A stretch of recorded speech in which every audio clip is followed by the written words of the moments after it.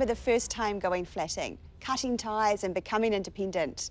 But of course, most of us take for granted that we'll get to choose where we live and who we live with. But for the 4 young people in today's story, they're having to fight for that freedom.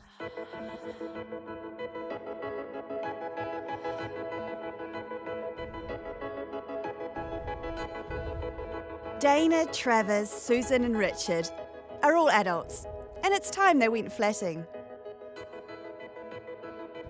It's not a case of if, but how is proving a challenge. Each of the 4 has an intellectual disability. Daina spent her babyhood in a Karatani hospital. When it closed, she was adopted. Richard's dad died 6 years ago. He lives with his mum and new partner.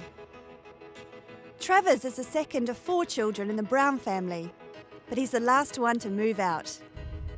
Susan lives with her dad, Alan. Her mum's in a rest home and her brother's gone flatting. Everyone agrees it's time these 30-year-olds left the nest. And their parents are ready for the freedom too.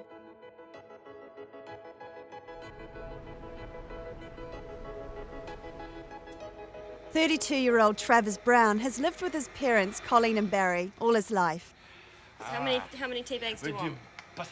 Travers, you know, bash me in the eye with that. Sister Julie's living at home now, but she's off overseas soon. Travers loves the idea of flatting. So Trav has Down syndrome. I suppose we just sort of say that Trav has an intellectual impairment. I don't think the Down syndrome actually defines who Trav is. That's the disability that people put on him, but he has a learning impairment. Well, what we're looking for Travers is really a good life, and there's a fair amount of freedom that he has, and we'd like to see that preserved, and that he can also, I guess, learn to live in a social situation with his peers. And he's going to have to adjust a bit in doing that, and that'll be good for him. Okay. So how many people, Trav? 3, dear. No, how many people are having tea? 3, dear. Got Hassenboy. I think there's more like 9. We've had 32 years of kids at home. And that's okay, but it's kind of our time. And Trav, he knows he actually wants to leave. He wants to go on and do something else. So here's some more. Oh, yes. I was born this way. Oh, yeah.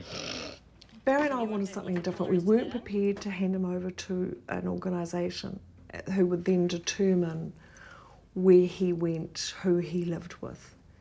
And we wanted a very strong say in it. And I suppose loosely the term is family governance. Trav, that's probably enough. It was here. Cheers. So what do you think about flatting? Are you waiting to go? Can you wait? Yes, yeah. Are you going to be putting all your posters up, Trav? Yeah, oh, yeah, lovely.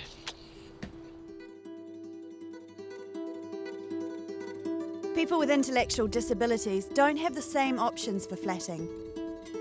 Often it means going into residential care set up by an agency. But these families want the freedom to choose where they live and who they live with, rather than being dictated to.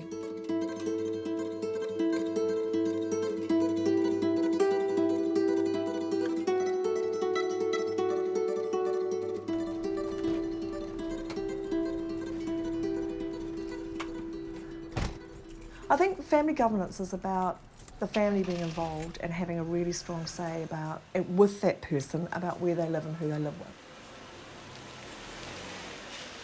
Then you put that alongside individualised funding, and then you put that alongside friends and other people who are also interested, with families that are interested in it.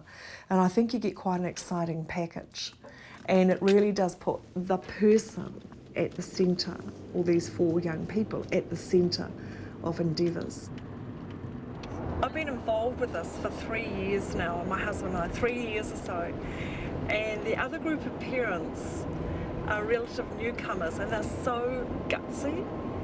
They've taken this on board. I really admire that. It's tentative steps and it's pretty scary. But at the moment, I think we're sort of digging through the detail and exploring options, and we're sort of concerned with one step at a time.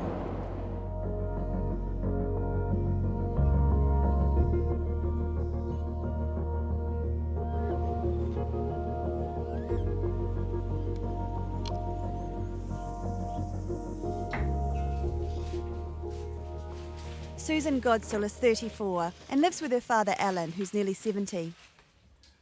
He wants peace of mind, and that will come when Susan's settled in her own place.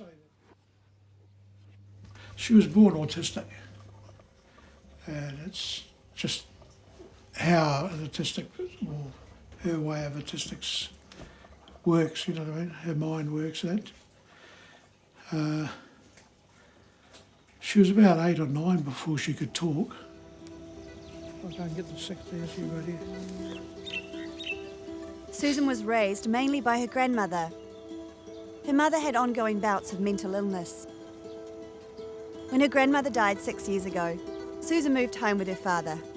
He's found it tough. Is what they?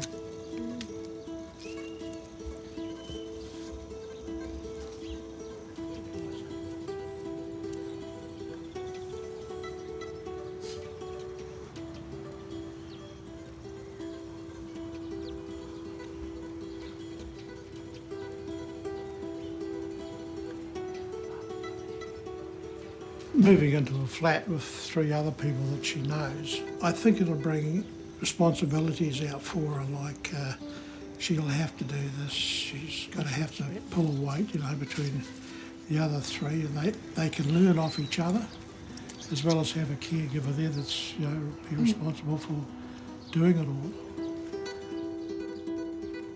We're in our own little cocoon, aren't we?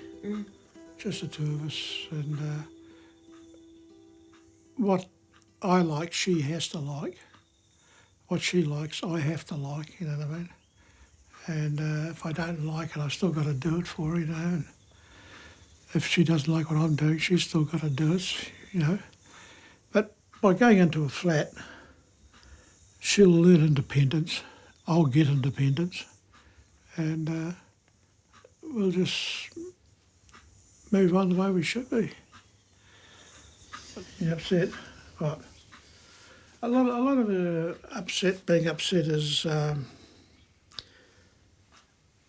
insecurity, unsure, apprehension.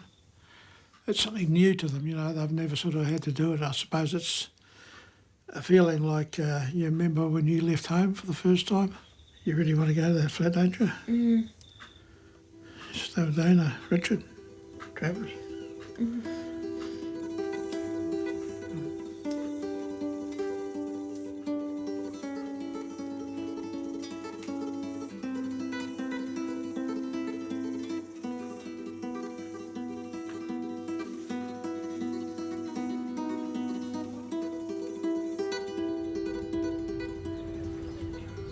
There's been many planning meetings to make the big move happen.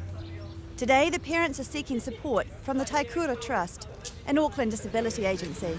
To me, it's like a jigsaw puzzle, trying to put a puzzle together, but you actually don't know what the picture is on top. You know, you got all these bits, and you don't actually have the kind of what it's going to look like at the end, and that is a bit frustrating.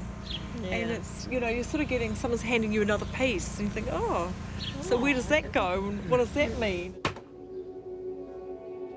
Richard Bisley's parents have always worried what would happen when they weren't around to care for him. There was talk of Richard moving to Rotorua to be with his sister. But he'd already established his life here in Auckland. The family's not totally convinced that he'll have the skills to live independently, but agree he should give it a go. He's intellectually handicapped. He needs special needs, really, so he needs help. He's lived with me since he was born, obviously, because he's my son. He's 31, and I think it's sort of time he's thinking about going flatting.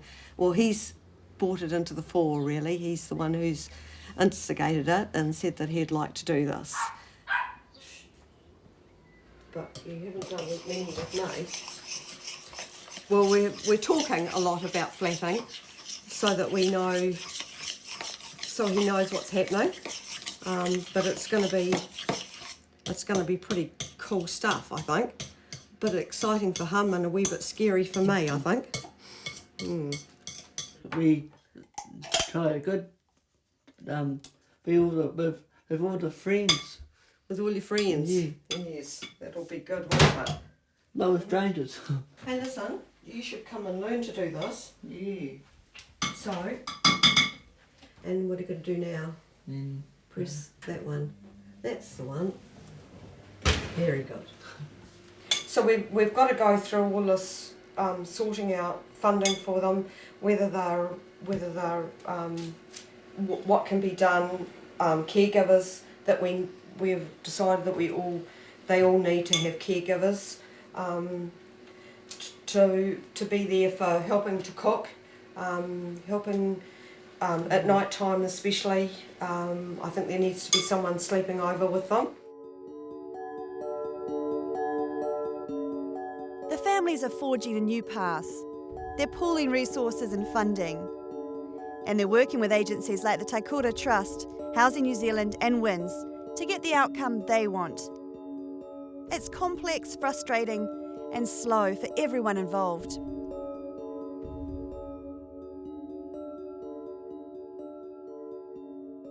Well, you have to talk to funding agencies like Taikura. You've got to get the needs assessments done and you've got to sit on their case. I've come to the stage now that I am demanding a meeting every Thursday morning.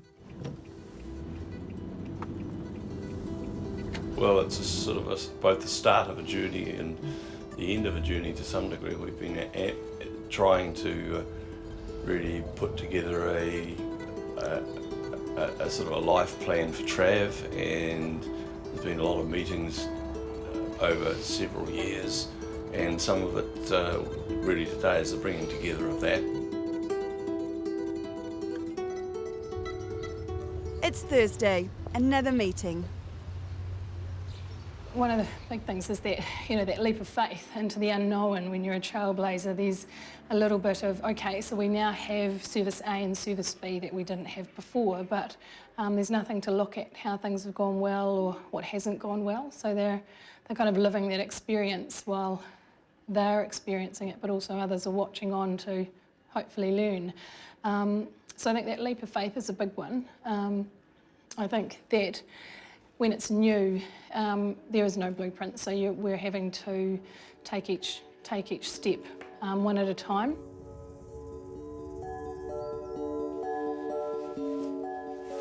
Daina was born with Down syndrome and handed into the care of Karatani Hospital. When the hospital closed, one of the nurses took Daina home. She had nowhere else to go. She was 3 when the McRae family adopted her. Daina didn't walk till she was about 5. She had very bad muscle tones, and they said that she would never walk, never talk. You wouldn't be able to do anything with her. But we just work with her like you do normal children. And her brother and her brother's friend, they were probably 13, 14 at the time, they used to come home from school and get her on her hands and knees, and one would move her hands and the other one would move her legs to get her to crawl. So, it's been a lot of hard work, but it's been worth it. When we first told her about what we were thinking of doing, she got quite upset about it, of having to leave home, because all she was worried about was missing her bedroom. And we just told her that she can take all her things with her. And we just keep talking and talking about it, and, what could happen or what's going to happen. And she seems to... it's going to take a while for her to settle in. We know that. We know, she's going to get upset, but we're going to be there for her if she needs our help. So as you can see now, yeah, plus she knows the bed is going to be there. If when she wants to come back, there's still a bed there. Where's my room? Going to be with all your friends, Danes, and your bed's still going to be here. It'll always be here. you'll be able to come home for tea and odd days, odd nights, and still go to Waiheke with us.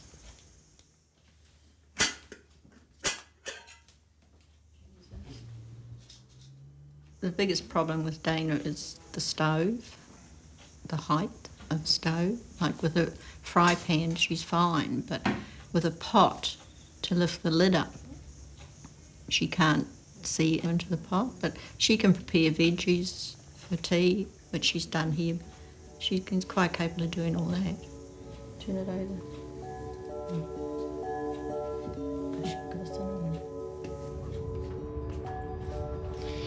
Do it. You have rambled on for 5 pages. Front and back. Trevor, look at this. Where's it, hun? Is that my house? 2 levels, more than enough room. Where's this? There it is. Click photo to enlarge. Should we have a look inside? Yes, yeah, I want to see it. Okay. That's a bathroom. Does that look nice? So that's where you're going to live. Well, no, I don't know whether you're going to live there. It's just one that we've seen. Okay, and that's the view. And that's one of the bedrooms. Daina. Daina, Susan, Richard, and who's the next one? Me. It's you! Yes, And do you know what? honey. Yep. I looked on these things for Yes, Angel. 3 weeks ago. There were so many 5-bedroom properties, and now there is one. Yes, honey. Can I take just the right? While the hunt for a home continues, the 4 flatmates are learning life skills at the Eastgate Transition House. We're going to do some vacuuming. Daina's in charge of the vacuuming workshop. She's a champion. Whoa! I just finished saying you're the champion vacuum cleaner. Okay, look at that. And should you vacuum all over the place, or should you just do one area at a time? What area? Okay, one area at a time, you see, otherwise you don't know where you've been, do you? Let's see, your skills are behind the vacuum cleaner. Should she use one hand or 2? Oh, you need to tell her that. You're the teacher, remember? Oh, come on, Suze. Oh, okay, fine. Travers Brown, you're next. Parents who are still involved with their kids' lives when those kids are in their 30s are tenacious. They're survivors, they have to be. Politically speaking, I think that governments and bureaucracies totally underestimate the disability sector and the fortitude of parents. I believe every year that any awards that are given out by a country should be given to parents of disabled kids first and foremost, because you live a life that is very, very different from anybody else in the community, and it sometimes creates a distance. You know, your life is different, you travel a different road, and there are costs in that I don't think people in power really understand. I'm in charge of things and ring. Not that one. Oh, be a man. Hold that, Travers. You hold that there. Have him, Harry. Ah, we're men. We're clean. Girls. Daina, you hold the bag. You be a shoveling man. Yes, Have you got a job for Susan? Daina. A sweeper for Susan. What are you doing? Look, Roy. Okay, head off this kid. Sorry, honey. Head him. Look over there. Over there! Yes, Jeez, George. Listen to me. That's well. Listen to brother. Shall we take one? Okay, hold on a bit.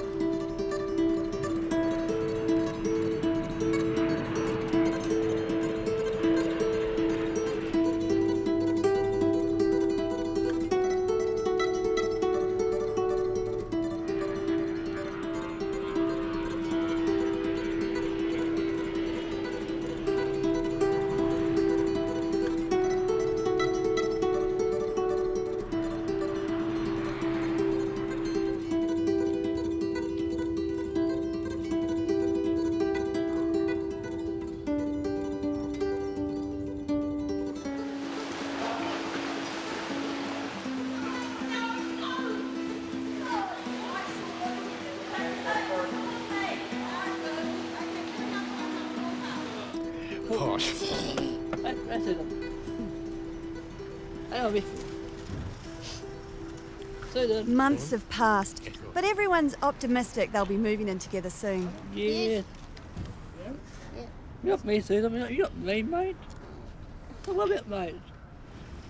Well, we found a number of 5-bedroom houses because it's got to be 5. I suppose the devastating thing is having real estate agents say that their landlords do not rent to disabled people. And we've had 5 of those. 3 to me and a couple to Faye and Duncan, the other parents.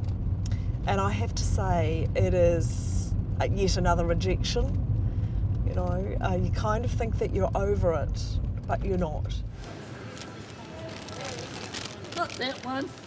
They have a very interesting tactic, and they say they'll get back to you. Having said they don't think their landlord would rent to disabled people, they then say, oh, they'll get back to you, and they never do. And so they just think you're going to go away. Collectively, we all know that Travers and his mates are not going to have outrageous parties. They are not going to smoke. They are not going to create a P-lab. They are not going to damage property. And yet they are deemed to be not worth consideration. I had that at home.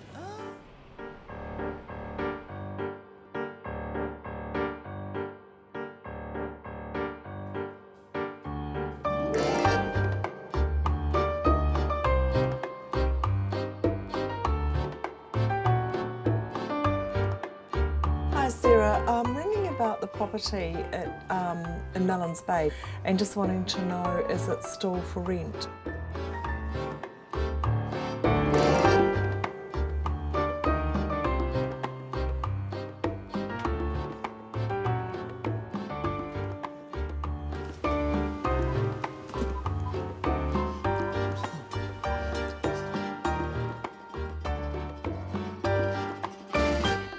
Oh hi, I'm ringing about a property for sale, well, for rent in Bucklands Beach. Is it still available? Listen, my duties. How anticipated leaves. Do you have any other properties? No, it has to be 5.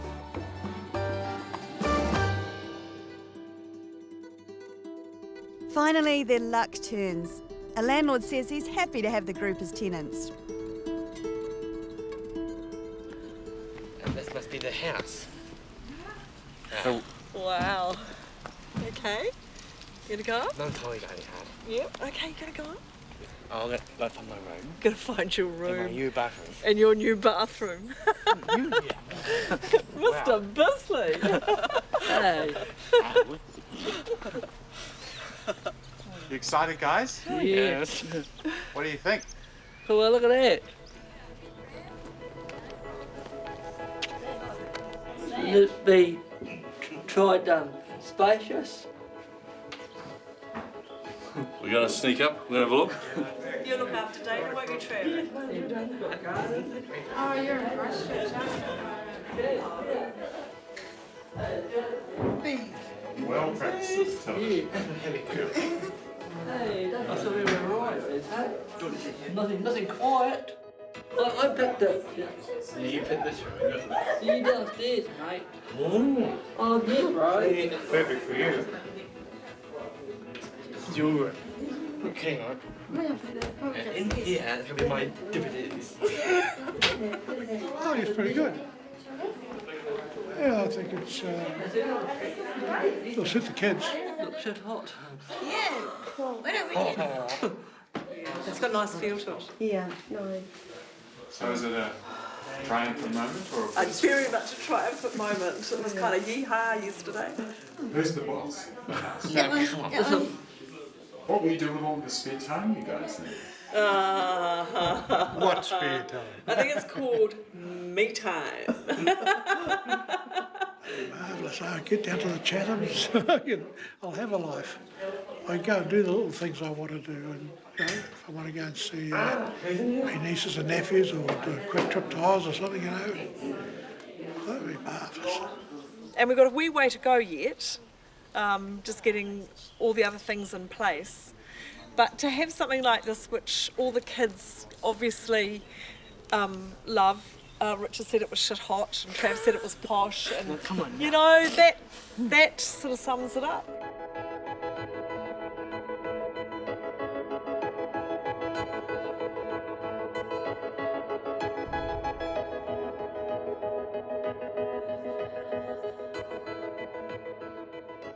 It's been difficult for the families, breaking new ground like this.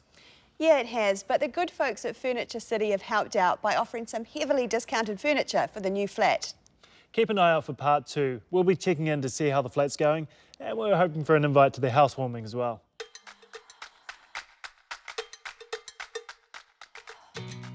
There's many benefits to signing. Here's just a few. You can understand sign language from a really long way away. You can even communicate underwater. Awesome! Can you hear me? No? Let's use sign language. And don't forget, you can use sign language clearly in a noisy bar. Sign language is great if you have a sore throat, or you lost your voice, or if you don't want people to hear you. And you can meet awesome people. Like me. Good evening and welcome to the 3rd Annual Attitude Awards.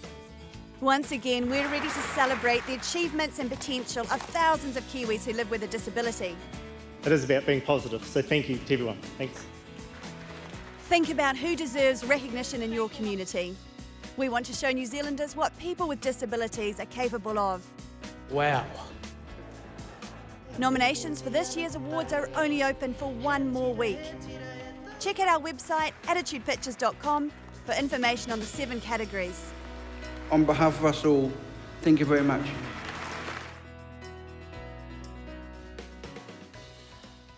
See you next week.